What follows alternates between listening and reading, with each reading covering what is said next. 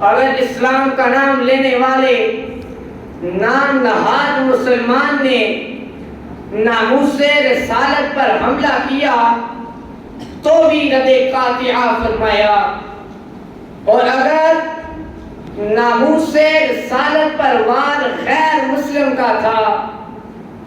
تو بھی ایسا رد بلیغ فرمایا کہ ان کے دلائل ماں سوائے ردی کی ٹوکری کے نہ رہے۔ فیضان اعلی حضرت صفحہ 273۔ میرے امام احمد رضا جب پیشہ ور گستاخوں کی گستاخانہ عبارات کو دیکھتے تو آنکھوں سے آنسوں کی جڑی لگ جاتی، اور پیارے آقا محمد مصطفیٰ صلی اللہ